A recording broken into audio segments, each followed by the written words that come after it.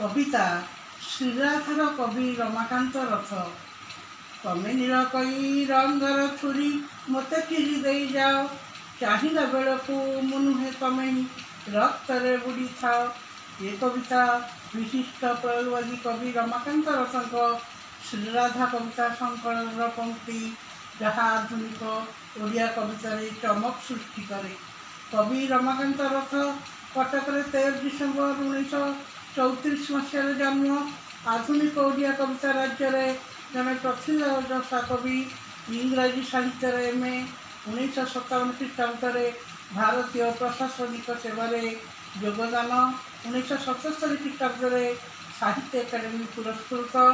1992 सरस्वती सम्मान पर पद्मभूषण और पद्मविभूषण उपाधि लाभ।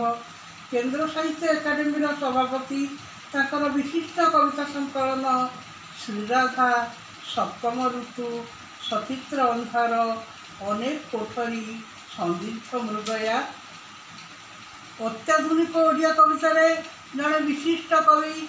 आत्मिक आंगिक बहु परीक्षा निरीक्षा कर श्रीराधा श्रेष्ठ कविता संकलन, जो संस्कृत साहित्यर श्रीराधा को से अति चमत्कार भाव में रूप दिखती।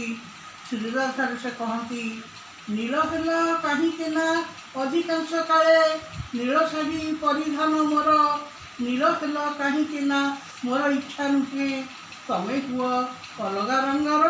रमाकांत रथ तमे ही कवितार कहती, तमे मुए किंतु सबु बेले प्रथम थर मु पड़ुए तमरी प्रेम, सबु बेले केही जानी न पारा भली मो पापुली छंदी दिए तम पापुली रे, केही देखी न पारा भली फूलटिए कुसुर पोटी दिए तमरी चूड़ारे। श्रीराधा कविता अनन्य। पुराण नायिका श्रीराधांकर एक अंतरंग अनुभव यही कविता संकलन में देखा मिले। श्रीराधा कृष्ण अनन्य प्रेम से वर्णित कवि भाषा कहारी की जना नहीं तमे अछ, तेणु मु नई को आसवा बाटे पछे पछे आसबेनि कही, से समस्ते मते भूलीजे किंबा शोथे अचेतन होई। कवि लंठन कवितार कहती,